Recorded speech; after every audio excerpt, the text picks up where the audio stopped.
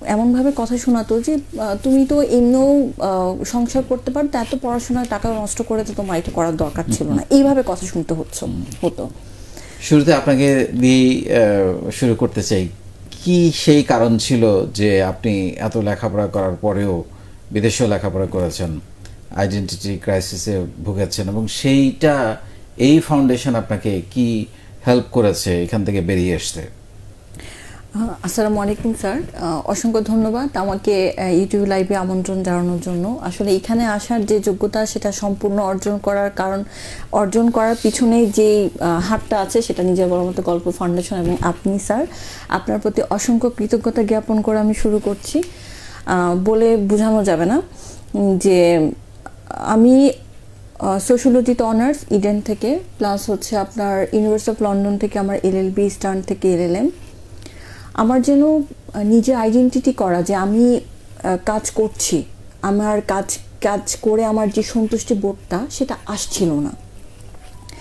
তো আমি কেন যেন পাচ্ছিলাম না স্যার যে আমি মানুষের উপকার করছি, মানুষের কাজে আসছি, আমি মানুষের কাছে পৌঁছতে পারছি, এটা আমি পাচ্ছিলাম না। তো সেজন্য আমার মনের ভেতরে যে আমার একটা কিছু হওয়া, সেই জিনিসটা আমি ওভাবে আনন্দ পাচ্ছি না।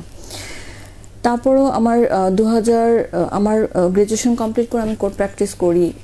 আমার গ্রামীণফোন ইন্টার্নশিপ দিয়ে, আমার গ্রামীণফোনের মাল্টিনেশনাল কোম্পানির লিটিগেশন ডিপার্টমেন্টের ইন্টার্নশিপ দিয়ে আমার শুরু হয়। তো ওখানে আমাকে হচ্ছে জবের অফার দেয়। তো ওখানে জব তো হচ্ছে লোভনীয় একটা কিন্তু আমার মনে হচ্ছিল যে না, আমি মানুষের কাছে পৌঁছবো, আমি মানুষের প্রবলেম নিয়ে কাজ করব, সলভ করে তাদের মুখে হাসি ফুটাবো, আমি কোর্ট প্র্যাকটিস করব। তো ছেড়ে দিয়ে আমি কোর্ট প্র্যাকটিসে আসি। ভালোই যাচ্ছিল 2016 সালে। আমার 2015-তে বিয়ের পর আমার 2016-তে আমার বেবি হয়। তো আমার 4 বছর আমার একটা মাতৃকালীন গ্যাপ যায়। তো ওই গ্যাপের ভেতরে এখন আমার বাচ্চা রেখে আমার কোর্ট প্র্যাকটিস তো করা সম্ভব না। এখন আমি কি করব? আমি একদম ফ্রাস্ট্রেশনে চলে যাচ্ছিলাম, মানুষজন কথা শোনাচ্ছিল।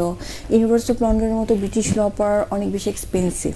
তো সবাই বলছিল যে আমাকে এমনভাবে কথা শোনাতো যে তুমি তো এমনিও সংসার করতে পারো, এত পড়াশোনার টাকা নষ্ট করে তো তোমার এটা করার দরকার ছিল না, এইভাবে কথা শুনতে হতো। তো বিভিন্নভাবে আমাকে শুনতে হচ্ছিল যে আজকে যদি আমার জায়গায় একটা ছেলে হতো তাহলে হয়তো মানে অনেকেই পেতো। তো এইভাবে আমি হচ্ছে বিভিন্নভাবে কথা শুনতে থাকি। আমি ভীষণ হতাশা চলে যাই। আমার ব্যক্তিগত সম্পর্ক, আমার পারিবারিক সম্পর্ক ভালো যাচ্ছিল না। সব কিছু মিলে আমি ভীষণ হতাশায় পড়ি। পরে আমার হাজব্যান্ড সুপ্রিম কোর্টের অ্যাডভোকেট, উনি হচ্ছে আপনার ফাউন্ডেশনে প্রথমে উনি রেজিস্ট্রেশন করার পর আমাকে বলে যে তুমি আরেকটা দিন লেট করো না, তুমি রেজিস্ট্রেশন করো, this is safe for women. খুবই ভালো একটা ফাউন্ডেশন, যে ট্রাস্ট করার মতো যে একটা ফাউন্ডেশন এখন এই যুগে আছে, সেটা হচ্ছে নিজের বলার মতো গল্প ফাউন্ডেশনের কাজ না করলে হয় না। আমি এর আগে অনেক গ্রুপের সঙ্গে অ্যাড হয়েছি, কিন্তু ওভাবে আমি পাচ্ছিলাম না আমার যেই মোটিভেশনাল, যেই কোনো কাজ করার যে উৎসাহ উদ্দীপনা, আমার যে ওখানে ক্লিক করবে যে হ্যাঁ আমি এই কথাটা আমাকে ক্লিক করবে, ওরকমভাবে আমি পাচ্ছিলাম না। তারপরে হচ্ছে রেজিস্ট্রেশন করি 13তম ব্যাচে। রেজিস্ট্রেশন করার পরে স্যার এক এক দিন হচ্ছে আমার কাছে মনে হচ্ছিল আমি আমার নিজেকে অন্যরকমভাবে আবিষ্কার করতেছি। ইউটিউব লাইভের এক একটা মানুষের কথা যে হ্যাঁ ওই আপুটা পারলে আমিও পারবো, আমিও কেন পারবো না। তারপর থেকে হচ্ছে আপনার আমি চিন্তা করতে থাকি কী নিয়ে কাজ করব।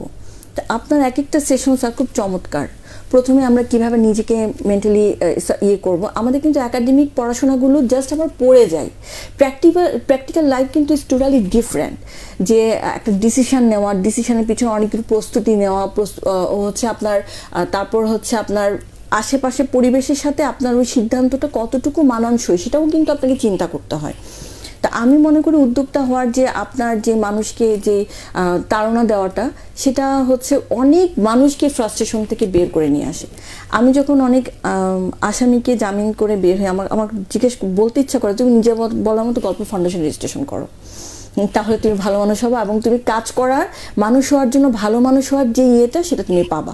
আমার খুব বলতে ইচ্ছা করেছে। আমি অনেকে বলেছিও, অনেকে রেজিস্ট্রেশন করেছে, তারা দেখছেন এবং বলছেন যে আসলেই আমরা আমাদের আশেপাশে জিনিস যে আমাদের ছড়ানো ছিটানো আছে কাজ করার মতো, সেটা আমরা খুঁজে পাচ্ছিলাম না।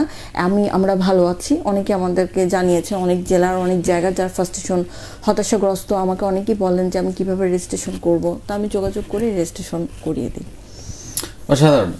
আমার আপনার কথা শুনতে শুনতে বা আমার অভিজ্ঞতা থেকে আমার কাছে যেটা মনে হয়, একটা মানুষের তখন এই ধরনের ক্রাইসিসগুলো তৈরি হয় যখন সে সে যেটা করতে চায়, যেটা ফিল করে, সেইটা সে খুঁজে পায় না। কাজটা কারো কারো কাছে ছোট মনে হইতে পারে, কারো কারো কাছে ভিন্ন হতে পারে। যেমন আপনাকে বলা হয়েছে যে এত লেখাপড়া করার দরকারটা হচ্ছে কি, কিন্তু প্রতিটা লেখাপড়াই কাজে লাগছে। আপনি তো কোর্টে প্র্যাকটিস করছেন, সেটা তো কাজে লাগছেই।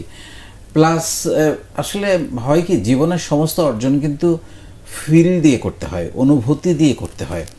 তো সেই অনুভূতিগুলো আমি প্রতিনিয়ত আপনাদের জাগ্রত রাখার চেষ্টা করছি। সেই অনুভূতিগুলো দিয়েই কিন্তু মানুষ এগিয়ে যায়। শুধুমাত্র টাকা পয়সা দিয়ে, একদম কাগজের নোট দিয়ে একটা মানুষ কিন্তু এগিয়ে যেতে পারে না। তার মধ্যে কিছু অনুভূতি ঢুকিয়ে দিতে হয়, যেটা আমি প্রতিনিয়ত চেষ্টা করছি আপনাদের মধ্যে